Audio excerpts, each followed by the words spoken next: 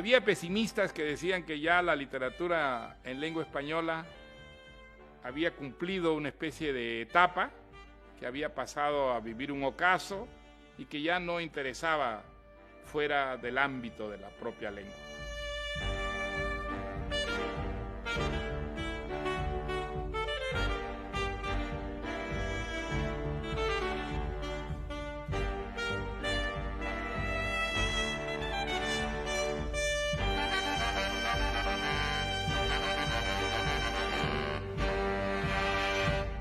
Desde luego que ha contribuido mucho el mito, ¿eh?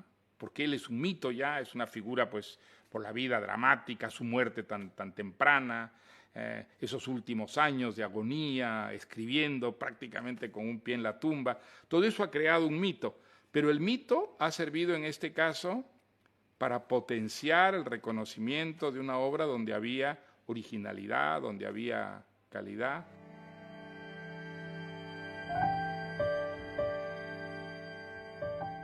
Así que muchos escritores ensimismados en su obra y sus premios, pues Roberto jamás hablaba de esto y hablaba de... Es decir, que tenía infinidad de intereses, tenía un gran sentido del humor.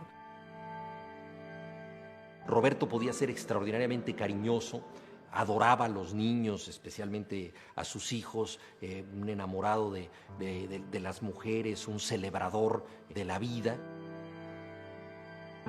Y la gente tenía la idea de un tío raro, con un abrigo largo, sus gafitas, ¿no? La figura humana de Roberto, claro, no despertaba un interés de, hostia, qué tío. Bajo su apariencia modesta, tenía unas firmes convicciones que manifestaba en sus textos. En los textos avanzaban resueltamente. Él avanzaba de un modo más cauto en la conversación, se entregaba menos. Te podrá gustar o no, pero pocos escritores tienen mundo propio, tienen un universo propio, con reglas propias, que en cualquier cosa que pase en su mundo pasa a su manera. Y siempre me acordaré de él, porque en el invierno llevaba un abrigo, que aquel abrigo no se lo quitaba, porque se ve que era muy friolero. Y le decía, Roberto, pero hijo, quítate el abrigo. No, Conchita, que tengo frío, y siempre llevaba con la solapa para arriba. Los que lo conocieron a un Bolaño que no es el Bolaño hoy día público, la figura esta internacional creada por los críticos, por los lectores y por toda la leyenda tejida en su entorno. Uno puede entender que a veces digan, no es eso, no era así, se equivocan. Bueno, se equivocan y no se equivocan. Una figura es algo que producen no solo los hechos vividos por la persona, sino también las imágenes, las fantasías que los libros que esa persona escribió generan en sus lectores y en sus críticos y en la posteridad. 2666 era el sueño de todo editor. Por una parte, unas críticas fantásticas, pero por otra, había vendido 100.000 ejemplares en Estados Unidos de una obra tan literaria, pero con tal fuerza como 2666. Y un poco el resumen de la crítica es que desde 100 años de soledad no había aparecido en el ámbito de la literary fiction una obra con este impacto. Yo he conocido gente en Nueva York, por ejemplo, jóvenes escritores que pagaron $50 para poder leer 2666 en las pruebas de imprenta, precipitándose para leerlo antes de que saliera a la venta. O sea, ya es algo casi de fetichismo.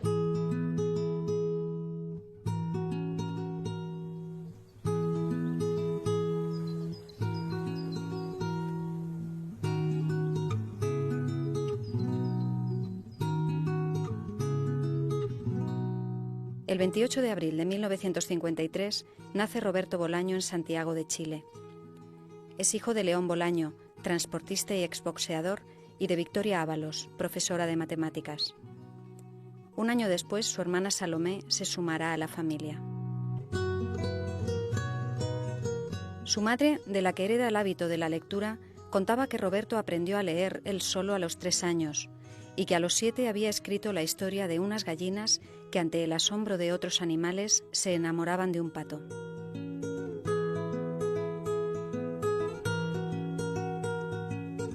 Durante la infancia, un médico le prescribe dejar de leer por una temporada debido a su adicción enfermiza. En 1968, la familia se traslada a México DF. Allí Roberto pasa su adolescencia, principalmente entre los libros de la biblioteca pública y entre los volúmenes de diversas librerías que visita asiduamente. Callejea, no tiene ninguna dificultad de adaptación al nuevo entorno y comienza su búsqueda fundamental. Quiere llevar una vida de poeta, sin plantearse el futuro que esta elección le va a deparar. Una apuesta a ciegas.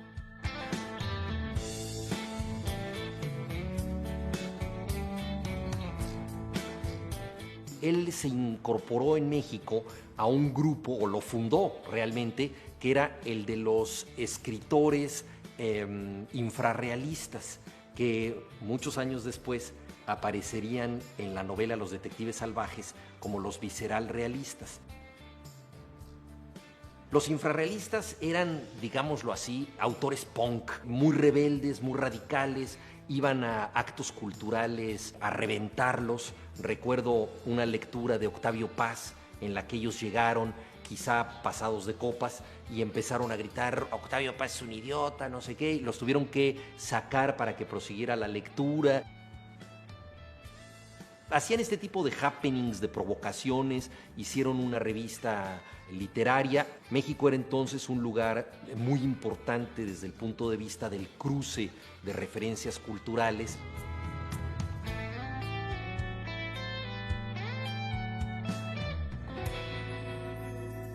Yo empecé escribiendo poesía, al menos cuando empecé a escribir en serio, cuando la apuesta era a vida o muerte, que es una forma un poco exagerada de decirlo, pero bueno, se parece. Lo que escribí era poesía, y leí muchísima poesía. Y siempre he admirado las vidas de los poetas, esas vidas tan desmesuradas, tan arriesgadas. Y en ese sentido, tal vez, solo tal vez, ese amor mío por la poesía y por los poetas se refleja de alguna manera en algunos de mis libros. Yo no creo que en todos.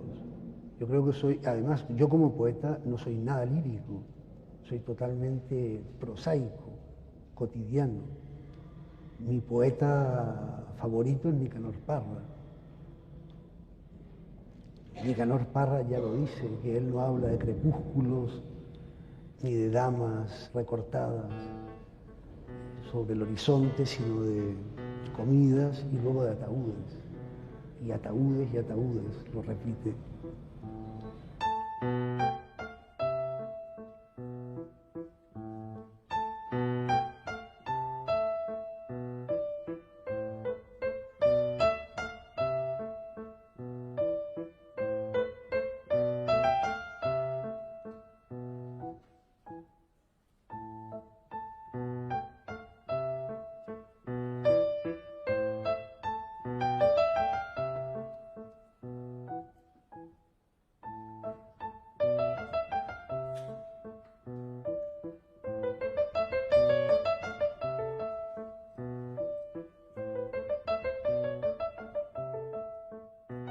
El oficio de escribir es un oficio poblado de canallas, eso más o menos todo el mundo lo intuye, pero es que además está poblado de tontos, que no se dan cuenta de la fragilidad inmensa, de lo efímero que es.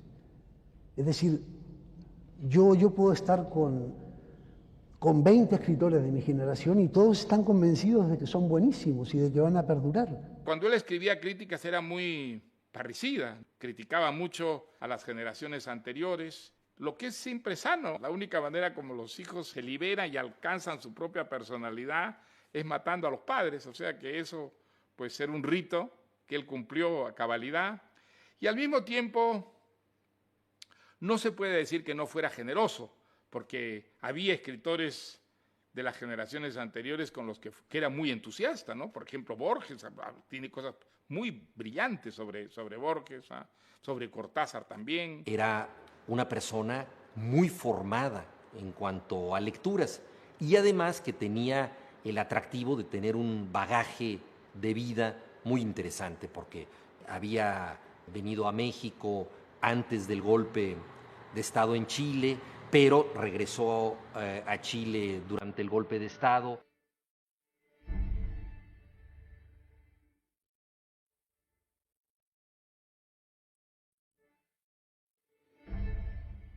Justo cuando Pinochet dio su golpe de Estado, me presenté como voluntario para luchar contra los fascistas. Nunca supe por qué me detuvieron. Yo iba en autobús de Los Ángeles a Concepción. Me bajaron. Me vinieron a buscar en un vehículo especial con 2 armarios, 2 tíos gigantescos. En mi vida había visto carabineros más grandes que esos. Luego me llevaron a la comisaría. Estuve 8 días preso. El primer día fue muy duro, porque pensé que me iban a matar. Y tuve mucha suerte. Me sacaron de la cárcel 2 policías, que habían sido compañeros míos en el liceo, a los 15 años. Hasta ese momento pensaba quedarme a vivir en Chile, pero cuando me soltaron dije, yo me marcho.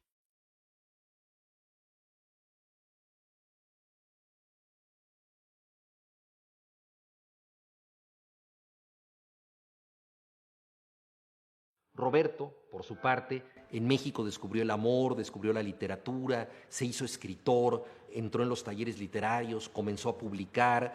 Alguna vez le pregunté a Roberto por qué no había regresado a México. Varias veces lo invitaron a que volviera y él contestaba que no quería ir porque estaba seguro de que si volvía se iba a morir en México. Una respuesta, por supuesto, muy literaria. Yo más bien creo que lo que él no quería era alterar ese México fantasmagórico que él había construido maravillosamente en su literatura y que obviamente no se correspondía con la realidad. En un momento dado, Barcelona reemplazó a París para los escritores latinoamericanos. Había que ir a Barcelona como las generaciones anteriores tenían que ir a París, porque era la manera de hacerse escritor. En Barcelona estaban las editoriales donde uno quería ser publicado. En Barcelona estaban o pasaban por allí los escritores con los que uno quería codearse. Barcelona era una ciudad muy hospitalaria para los escritores venidos de América Latina.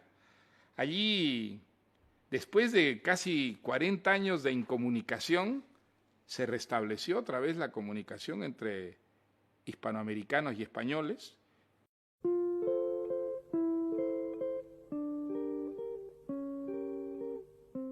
Tras la separación de sus padres, Roberto en 1977 viaja a Barcelona como inmigrante económico.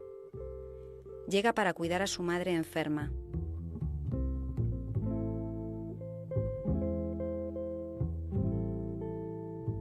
Vive como puede en un cuchitril alquilado en la calle Tallers y cuenta con la ayuda de algún amigo.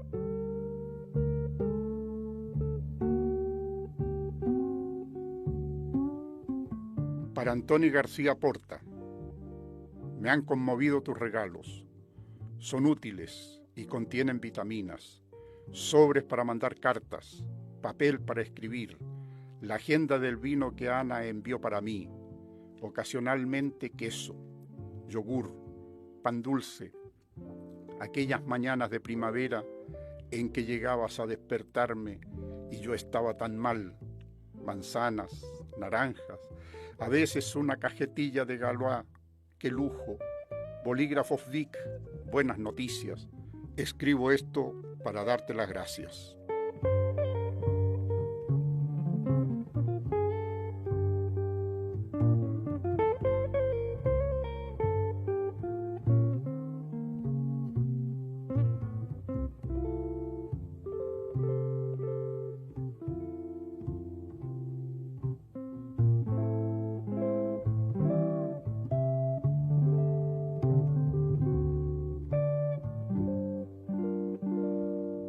Roberto tiene sus manos y su cerebro para trabajar y vivir. Continúa para él otro periplo, el de los empleos de supervivencia. Vende bisutería, ejerce de lavaplatos, basurero, descargador de barcos, vendimiador en Francia. Son las ocupaciones laborales típicas de los inmigrantes de entonces. Al mismo tiempo escribe como un loco. En Gerona intenta montar una editorial de poesía, porque nunca deja de considerarse a sí mismo poeta. Se presenta como escritor ante Carolina López, trabajadora social. Él acaba de dejar el puesto de vigilante nocturno en el camping Estrella de Mar, en Castelldefels, y la invita a compartir su vida espartana. Mientras, Roberto lo anota todo en sus libretas. Escribe y escribe. Hoy he comido tal plato, he leído este libro, hoy he conocido a Carolina.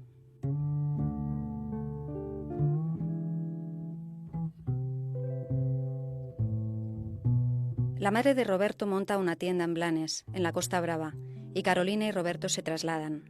En el pequeño establecimiento, Roberto puede plantar la mesa plegable portátil y seguir vendiendo bisutería y artesanía en la temporada de estío. Carolina encuentra trabajo en el pueblo y se quedan definitivamente en Blanes. El negocio da lo justo para comer, reponer la bisutería y, en el mejor de los casos, ahorrar para pasar el invierno. La joven pareja vive en el almacén, en la parte de atrás del local, al calor de un exiguo fogón, aunque el verano invita a hacer la vida en la calle.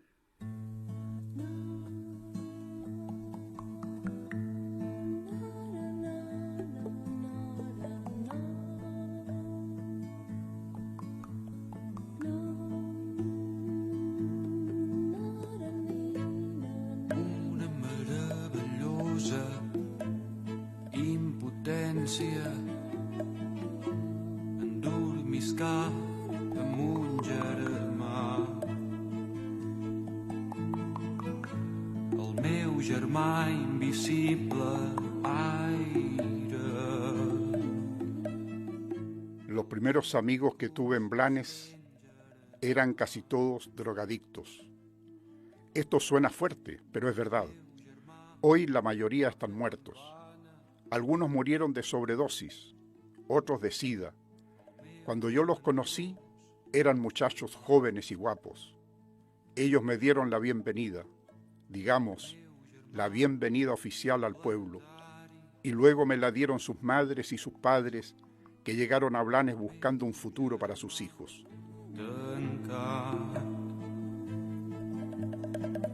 Dins d'un calaix d'armari, el meu germà parit. Fue una época para nosotros muy mala, que era cuando había tanta droga. Y todos los que teníamos en el bar, todos no, pero casi todos. El 90% consumía droga. Por eso nos tuvimos que marchar. Pero él con ellos no tenía pero nada. hablaba y dialogaba, que era muy poco diálogo. Pero entraba, Conchita, hola, ¿qué? ¿Cómo estás? Bien. Roberto, ¿qué quieres hoy? No, hoy no quiero nada. Digo, uy, qué malamente que estás de dinero. Bueno, si me pones un café con leche, ya te lo pagaré después. Va, ya te pongo un café con leche. Que es la única cosa que tomaba, ¿eh? A lo menos en mi casa de alcohol, nunca. No contaba trabajo en ningún lado, no había trabajo, no había ninguno. Esto sí que no. Cuestión que iban malamente de dinero.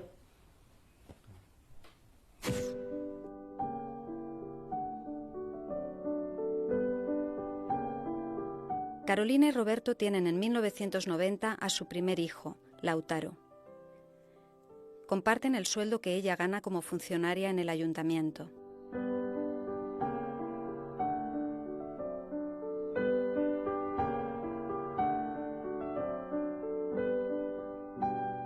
En 1992 se empieza a manifestar la enfermedad hepática que cercaría la salud de Roberto.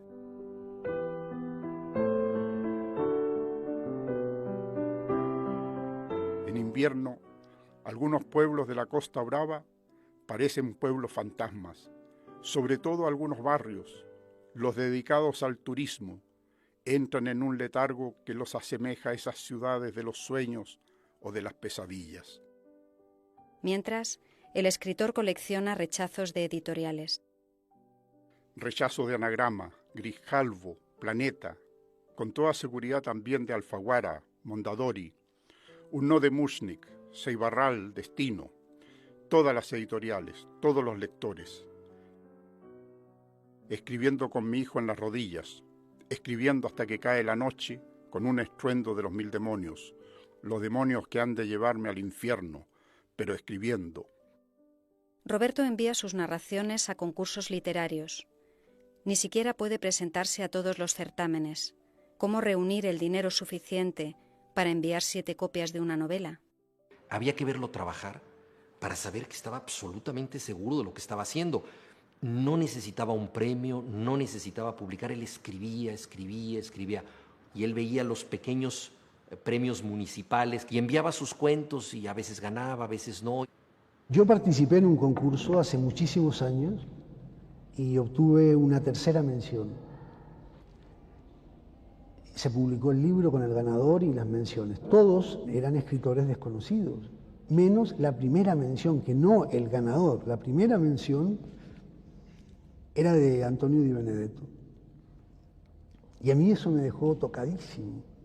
¿Cómo es posible que Antonio Di Benedetto, un grandísimo escritor, traducido casi a todas las lenguas, esté tan mal como para mandar un premio a un concurso de provincia, ¿no? Y el cuento surge de eso, de los motivos que podían impulsar a un crack de primera división a jugar en campos de tierra pelada de 4ª regional preferente. Los libros de Bolaño para mí están escritos por necesidad. Una, la de comer para el escritor, y otra, la de que da la sensación de que no sabía hacer otra cosa, de que no podía hacer otra cosa que contar lo que contó. Siempre pienso que si escritores como estos no escriben, imagínate la cantidad de cosas que se les ha quedado dentro, como uno camina incómodo con tanto mundo en potencia sin sacar, ¿no? Un día recibimos un sobre con un manuscrito, La literatura nazi en América, que lo presentaba a nuestro premio de novela. Entonces lo leí, me gustó mucho, pero no dio tiempo a las primeras deliberaciones del jurado porque casi inmediatamente recibimos una carta suya diciéndole que lo había contratado en otra editorial, cosa que me sorprendió un poco, me enojó un poco también, pero a pesar de ello pues le escribí una nota diciéndole que si pasaba por Barcelona tendría mucho gusto en hablar con él. Llegan a todas las editoriales muchos libros que suelen llamarse en el lenguaje profesional espontáneos, y este era uno de ellos. El por entonces, durante 15 años, director general de la editorial, Mario Lacruz, creía que se trataba de un ensayo. Y yo lo miré y leyéndolo comprendí que era una broma literaria y una obra narrativa, cosa que le dije a él. La mayor alegría profesional llega para Roberto en 1996, con la publicación en una editorial grande. Es tal el sentimiento de incredulidad ante la carta de aceptación que llama 2 veces a Seix Barral. ¿De verdad es que sí? A partir de entonces la espiral de creatividad y fiesta es continua y se producen los primeros encuentros de Roberto con diversos escritores coetáneos. Como era un libro muy insólito, de un autor no conocido aunque había publicado cosas, lo hice incluso informar por lectores de confianza y a todos les gustó mucho siendo un libro insólito. Y entonces contratamos el libro con una expectativa modesta pero con fe en él. Y claro, apenas empecé a leer me di cuenta que era un fake, que era en realidad un libro de ficción con un juego un poco borgiano, ¿no? De inventar unos autores, inventar unos libros, comentarlos y a través de los comentarios de esos libros inventados por él mismo contar una historia que es una ficción, un libro muy inteligente, muy brillante, original, cargado de ideas, de ironía, de humor. Yo le dije que si no tenía compromiso con ellos o con nadie, pues me gustaría leer su próximo libro. Y me dijo que no me preocupara y en efecto a los 15 días recibí Estrella Distante, que me pareció una auténtica obra maestra. Ante el requerimiento del editor, Roberto duda. No sabe qué llevarle. Decide finalmente desarrollar el último episodio de la literatura nazi en América.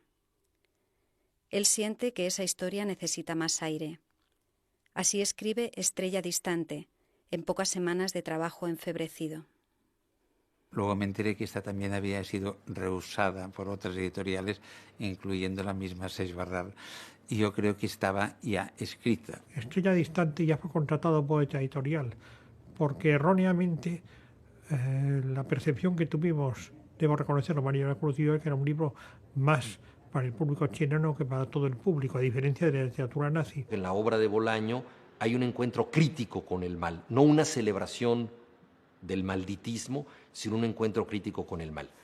Por ejemplo, la novela Estrella Distante es la historia de un hombre extraordinariamente sofisticado, un piloto de aviación muy culto, que es un vanguardista, que escribe poemas con la cauda de su avión en el cielo, va escribiendo estos poemas efímeros. En ese sentido es una especie de Marcel Duchamp de la aeronáutica, y al mismo tiempo es un represor.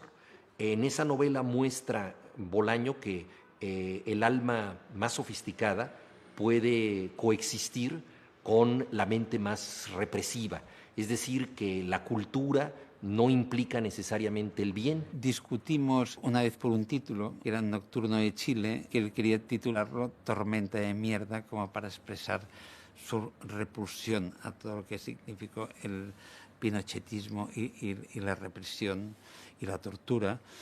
Pero entonces yo pensé que este título podría alejar a cierto tipo de lectores un poco más timoratos. Durante el invierno pareciera que solo ellas tienen el valor suficiente para asomarse a las calles heladas. Las veo en los bares de Blanes, o en la estación, o sentadas a lo largo del paseo marítimo, solas o con sus hijos o con alguna amiga silenciosa, y en sus manos siempre descubro un libro. Mi amigo Joan Planel, pastelero de Blanes, afirma que él nunca se enferma y que siempre está de buen humor. Lo dice mitad en serio, mitad en broma, pero lo cierto es que durante este invierno atroz es la única persona que conozco que ha permanecido inmune a la gripe. Mi amigo Joan Planel dice que el secreto está en no hacerse mala sangre y en leer mucho y trabajar mucho. Fue una relación que se fue mejorando con el tiempo, primero la visita, la compra, pagar y marchar, y esta amistad, que fue una cosa, podríamos decir, era un cliente, pequeño, pero un cliente, y empezó a descubrir más cosas. Solamente sabía que escribía, pero sin más. Él también prudentemente decía, no, estoy haciendo unas novelitas, pero en aquel momento publicaba poco. Todos tenemos la librería que nos merecemos, salvo los que no tienen ninguna. La mía es la Sant Jordi en Blanes. Una vez cada 3 días voy a husmear allí y a veces cruzo unas palabras con mi librera. Hace ya 18 años, cuando se vino a vivir a Blanes, levantó su librería y parece feliz. Yo también estoy razonablemente feliz con mi librera. Tengo crédito y generalmente me consigue los libros que le encargo. Más no se puede pedir. Siempre estaba leyendo, siempre. A todas horas. Incluso me han explicado que una vez se lo encontraron en el cine, viendo la película, y estaba viendo la película y estaba al lado del pasillo leyendo, ¿no? Y también recuerdo ahora a Narcís Serra, que tenía y aún tiene un videoclub y que era, y supongo que aún es una de las personas con mayor sentido del humor del pueblo. Y también una persona buena, con quien pasé tardes enteras hablando de thrillers que solo él y yo habíamos visto. Él solía venir, no todos los días, pero 3 o 4 veces a la semana sí. Solía tomar manzanilla con churros. Luego era una persona pues que se sentaba aquí, leía la prensa en general. Venía cuando ya casi todo el mundo había marchado para poder estar más tranquilo. Él venía como un cliente más, se interesaba por los juegos de estrategia, hablábamos sobre los juegos y tal, pero a medida que fue viniendo, pues él comentó que era escritor y tal. Entonces yo recuerdo un buen día que le dije, pero a ver, escritor, pero tú estás en segunda B, ¿no? Y él decía, sí, pero voy a jugar la Champions algún día. A veces cuando vemos a alguien que es famoso, que tiene un reconocimiento, nosotras sin querer nos comportamos de una manera diferente. En cambio, cuando es una persona como tú, que te puedes hasta discutir con él, y pues tu naturalidad también te sale. Y él venía, creo yo, a tertuliar, a hablar con la gente de los videojuegos, de los juegos de mesa. Un poco él estaba aquí observando el movimiento y entrando en las conversaciones cuando quería o cuando le apetecía. Ahora ya lo tengo súper reconocido que lo hacía expresamente.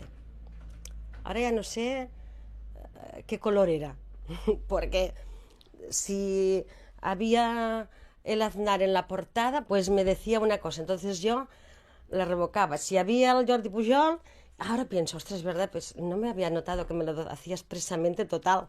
Con tal de polemizar, que le encantaba, pues... Pero polemizar en el buen sentido de la palabra, o sea, nunca exaltándose ni absolutamente. Él podía defender cualquier opinión sin ningún tipo de problema.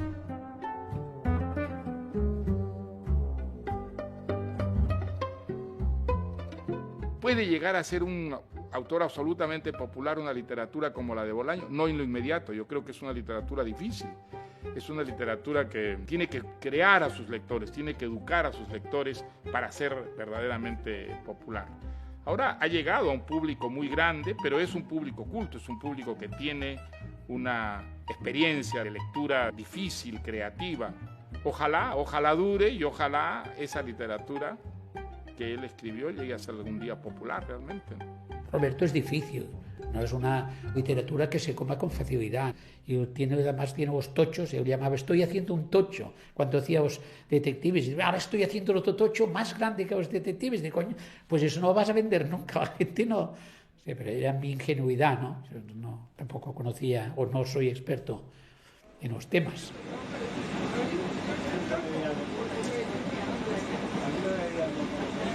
Una novela en donde lo único que solo se sostiene por un argumento y por la forma lineal de contar un argumento, o no lineal, simplemente un argumento que se sostiene en una forma más o menos archiconocida, pero no archiconocida en este siglo, sino en el XIX. Esa novela se acabó, se va a seguir haciendo ese tipo de novelas, y se va a seguir haciendo durante muchísimos años. Después de la invención de Morel, no se puede escribir una novela así, en donde lo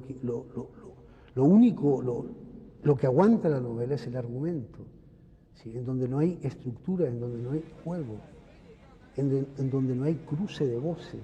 Los Detectives Salvajes, recuerdo muy bien que me la trajo aquí a la editorial un viernes y la leí sábado y domingo sin poder parar, y con esta convicción tan exaltante de estar leyendo una obra maestra, aún en papel, pero que los lectores podrán compartir estos entusiasmos.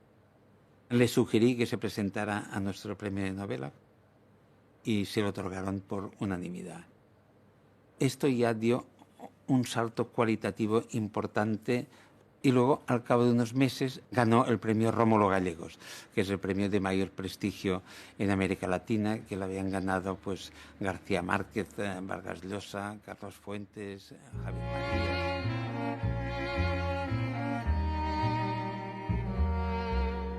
Los detectives salvajes son investigadores de la vida, investigadores de la experiencia, que están buscando vivir de manera artística y que no necesariamente van a escribir una obra o van a pintar un cuadro.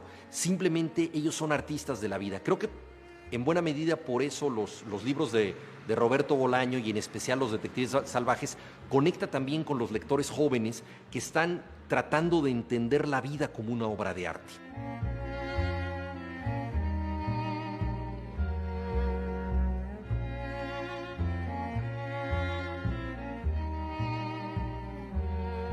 Siempre hay casualidades. Un día Velano conoce a Lima y se hacen amigos. Ambos viven en México, Distrito Federal, y su amistad se cimenta, como suele ocurrir entre los jóvenes poetas, en el rechazo a ciertas normas, en la afinidad con ciertas lecturas. He dicho que son jóvenes, en realidad son muy jóvenes, y también son, a su manera, vigorosos y creen en el poder lenitivo de la literatura.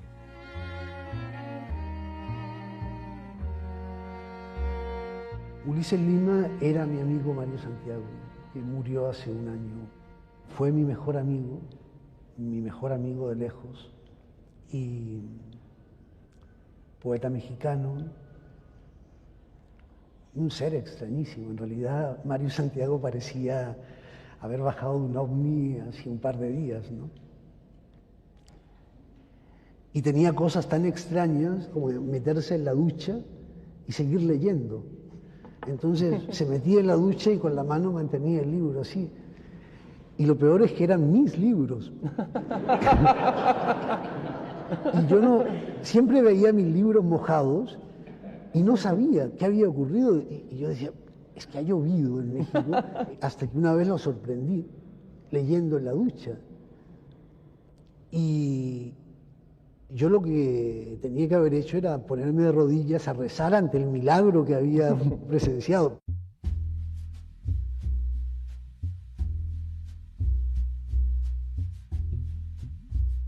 A mí Los Detectives Salvajes me pareció una gran novela, una novela ambiciosa, maravillosamente bien iniciada, sobre todo creo que esas primeras 100 páginas de Los Detectives Salvajes, la descripción de ese mundo mexicano, bohemio, semirrufianesco, marginal, está maravillosamente bien hecha. Luego la novela cambia bruscamente y se convierte en un juego, ¿no? En un juego también un poco borgiano. ¿Qué es esto?, dije. Un mexicano visto desde arriba, dije. ¿Y esto? Un mexicano fumando en pipa, dijo Lupe. ¿Y esto? Un mexicano en triciclo, dijo Lupe. Un niño mexicano en triciclo. ¿Y esto? 5 mexicanos meando dentro de un orinal, dijo Lima. ¿Y esto? Un mexicano en bicicleta, dijo Lupe. O un mexicano en la cuerda floja, dijo Lima. ¿Y esto? Un mexicano pasando por un puente, dijo Lima. ¿Y esto? Un mexicano esquiando, dijo Lupe. ¿Y esto? 4 mexicanos velando un cadáver, dijo Velano. Cuando en 1998 gana el premio Herralde y el Rómulo Gallegos, y tras dar el pregón en Blanes, Roberto adquiere cierta celebridad. Amplía relaciones literarias y surge la posibilidad de viajar y de dar conferencias. Pero es un hombre de rutinas y se debe a ellas a pesar del cambio vital. La entrega a su labor literaria no permite la intrusión de aduladores. Ha tardado mucho en llegar el reconocimiento, que ha sorprendido a Roberto, ya vivido y con bastantes miserias en el cuerpo. Tal vez esto le salva de las malas influencias. Así que él persiste en sus hábitos de siempre. En mi casa no hay la más mínima comodidad. No tengo televisión y no tengo radio. Solo tengo un computador y un Walkman, pues cuando escribo escucho música. Yo no uso la calefacción. Paso los inviernos a pelo. Hay inviernos en los que estoy escribiendo y se me hielan las manos y lo que hago es irme de mi casa. Entonces parto a donde mi mujer para poner las manos al lado de la estufa.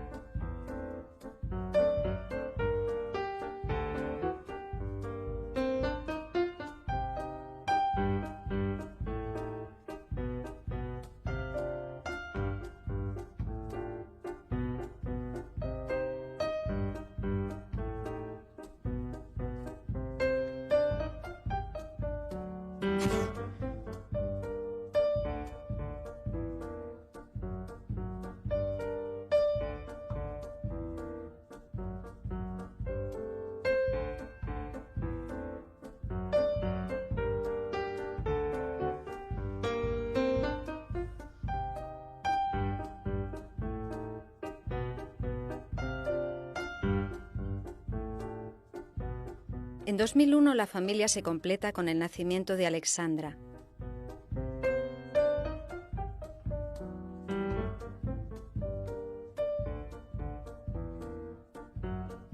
La gente, a su alrededor, evidentemente que había ya un premio, un primer premio, por tanto, una proyección importante, pero que la relación seguía siendo exactamente la misma. Él continuaba siendo y saludando a su gente hablaba con él y yo cambio no le vi, porque es que la cara siempre era la misma. Era exactamente el mismo Roberto, con sus inquietudes y sus ganas de trabajar, pero un gran trabajador. Vemos que con el poco tiempo que empezó, la carga literaria que ha hecho. Y, por ejemplo, a veces hablaba del personaje, sí, porque ahora tengo que terminarla y tengo un personaje que no sé cómo yo digo, pues ves a lo fácil, ¿los matas o los casas? Y el tío decía que yo era un personaje de su novela. Y el día pues que hacíamos un poco de broma me amenazaba con que me iba a matar. No me provoques porque cuando llegue a casa te asesino brutalmente y entonces nunca sé si es cierto o no. Él decía eso y con otro chico que estaba aquí, que también, que lo tenía como guardaespaldas, decía él, de un matón y tal, ¿no? Al otro chico. Entonces yo no lo sé, pero hay un personaje en 2666 que se llama Santi Catalán. Y bueno, no sé. Podría ser. Santiago Catalán quedó tan impresionado que soltó a los perros y disparó un perdigonazo al aire. Las moscas se retiraron por un momento y pudo darse cuenta de que el cuerpo era el de una mujer. Recordó asimismo que por aquella zona ya se habían encontrado cuerpos de mujeres jóvenes asesinadas. Por unos segundos tuvo miedo de que los asesinos siguieran en el lugar y lamentó haber disparado.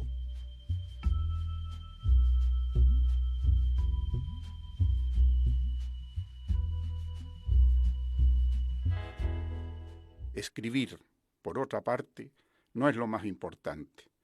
Lo más importante es leer, y yo no podría pasarme un año sin leer nada. Uno empieza comprando libros o robándolos, y termina leyéndolos, pero en mi caso ya es una obsesión. Compro libros y a veces ni siquiera los leo, los acaricio. Tengo muchos libros, y algunos no los he leído y sé que no los voy a leer jamás, pero de cuando en cuando los hojeo, pues me gusta tenerlos cerca. Fue el primer libro que compré en Europa. Se trata de la obra poética de Borges, editada por Alianza MC en el año 1972. Esa misma noche comencé a leerlo, hasta las 8 de la mañana, como si la lectura de esos versos fuera la única lectura posible para mí, y la única lectura que me podía hacer reflexionar, porque en la naturaleza de la poesía borgiana hay inteligencia y también valentía y desesperanza, es decir, lo único que incita a la reflexión y que mantiene viva a una poesía.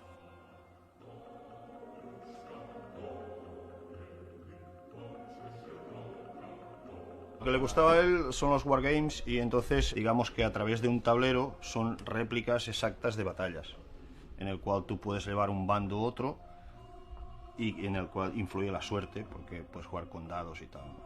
Yo creo que él tenía una ventaja, que es que él era un gran inventor de historias. Me gustaba mucho la historia, pero te podía montar un guión rápidamente de una batalla que igual no había pasado nunca. Y que luego decía, hostia, Roberto, pero quieres decir que... Y bueno, te lo dejaba en el aire, que no sabía si realmente era verdad o no era verdad. O sea, la inventiva que tenía supongo que le ayudaba en el tema de la estrategia, ¿no? Y le gustaba, sí, le gustaba mucho. El Tercer Rey responde al interés de Roberto por los juegos de estrategia. Es capaz de estar metido en una partida 24 horas seguidas sin parar, pasión que transmite en esta novela póstuma. La historia narra la llegada de un jugador alemán de Wargames a un pueblo de la Costa Brava. Durante sus vacaciones escribe artículos sobre este fascinante mundo de jugadores y sobre literatura alemana, al tiempo en que entra en contacto con lugareños, con los que monta unas partidas ambientadas en la Segunda Guerra Mundial, otro argumento que Roberto domina. Creo que Bolaño es de los pocos escritores que lo póstumo podemos seguir disfrutándolo. Espero de lo que se pueda publicar, de sus papeles, espero que alimente el mundo que ya tenía montado, ¿no? Creo que se puede alimentar porque los propios relatos, uno ve que los relatos, sean antes o después de las grandes novelas, alimentan eso. Te definen personajes que luego van a aparecer, te los van como perfilando.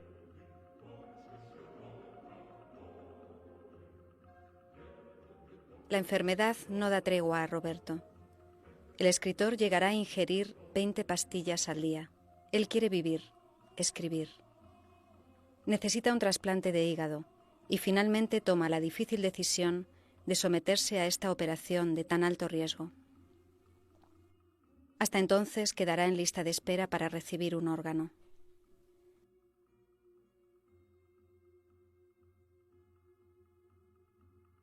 Seguro de que su tiempo se agota, su máxima preocupación es garantizar el futuro económico de sus hijos, y acomete su última gran odisea literaria.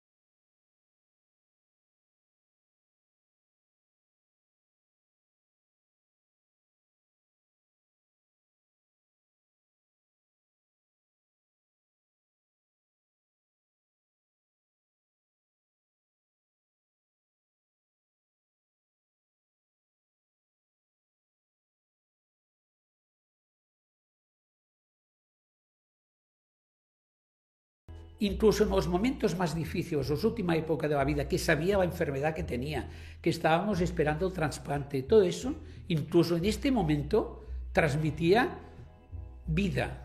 Yo más bien diría que porque escribí casi la palmé.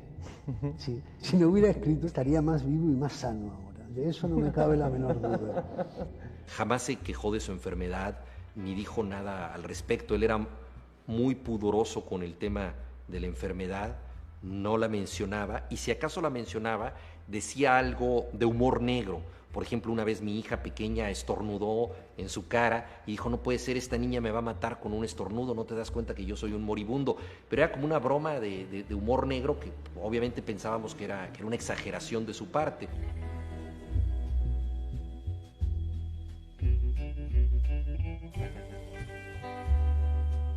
Yo soy de los que creen que el ser humano está condenado de antemano a la derrota sin apelaciones, pero que hay que salir y dar la pelea y darla. Además, de la mejor forma posible, de cara y limpiamente, sin pedir cuartel, porque además no te lo darán, e intentar caer como un valiente, y que eso es nuestra victoria. Hasta el último día, o sea, el día antes casi bien de ingresar, ¿no? Era en domingo y a mí me tocaba el turno de vender periódicos y vino muy tarde, ya eran casi la 1 y le dije, anda Roberto, hoy te has dormido, si te descuidas no encuentras ni al país. me dijo, mira, Fina, es que esta última novela me está matando. Digo, ¿cómo se llama la novela? Dice, 666. Digo, ya está, es que con ese título, ¿qué quieres que te pase? Digo, pues tírala a la basura. Dice, sí, hombre, ahora que la tengo casi terminada. 2666 lo llaman novela inacabada, ¿no? Menos mal, pues si ya llega a terminar nos mata a todos. Roberto deja instrucciones de que 2666 se publique dividida en 5 libros, que se corresponden con las 5 partes de la novela, especificando el orden y periodicidad de las publicaciones, una por año, e incluso el precio a negociar con el editor. Con esta decisión cree dejar solventado el futuro económico de sus hijos. Decidimos publicarlo en un tomo y se han vendido docenas de miles de ejemplares. Es decir, que literariamente había que hacerlo así, pero incluso económicamente también era una buena decisión.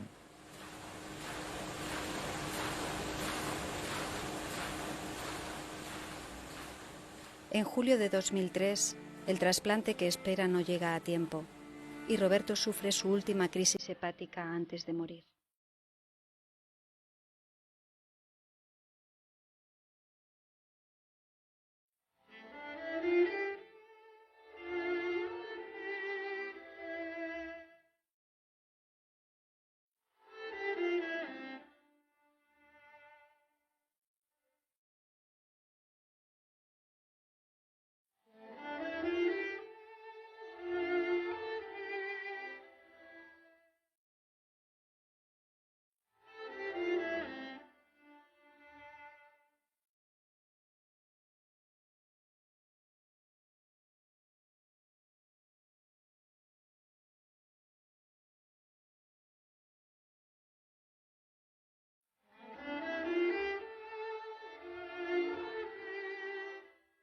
La obra buena, fuerte, de más densidad, ha hecho en Blanes, viviendo con la gente y escuchando, aunque el tema no sea de aquí. ¿Qué tiene que ver eso?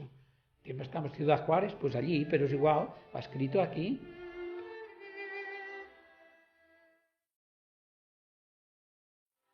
Básicamente lo que él nos está diciendo es las condiciones para que surja el arte son un coche Impala, una carretera en México, buscar a una sacerdotisa que se llama Cesárea Tinajero, avanzar rumbo a los desiertos de Sonora, y las cosas que sucedan en el camino van a ser las aventuras, los episodios necesarios para que surja el arte. Lo que venga después ya no lo cuenta. Es como el viaje a Ítaca, y cuando llega a Ítaca ya no lo cuenta.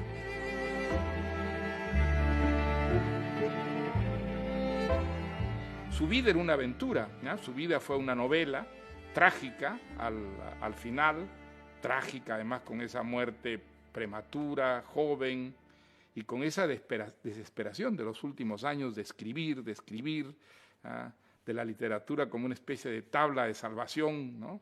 Para alguien que se va hundiendo. Pues todo eso, que ha contribuido mucho a crear el mito Bolaño, yo creo que está también en su literatura y da a su literatura la gran vitalidad y el gran dramatismo que tiene, ¿no?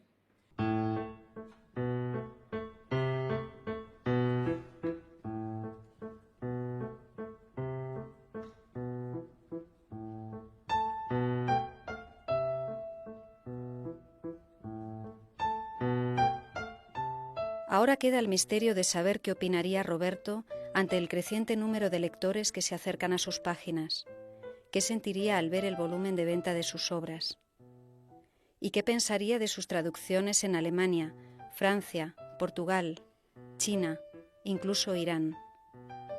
Bromearía sobre ello seguramente.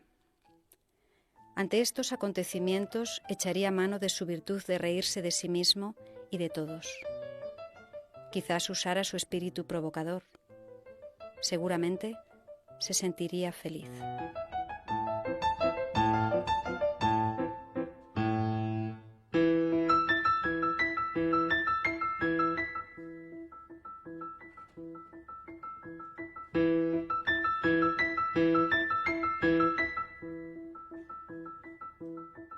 Yo creo que todos los escritores, incluso los más mediocres, los más falsos, los peores escritores del mundo, han sentido durante un segundo la sombra de ese éxtasis.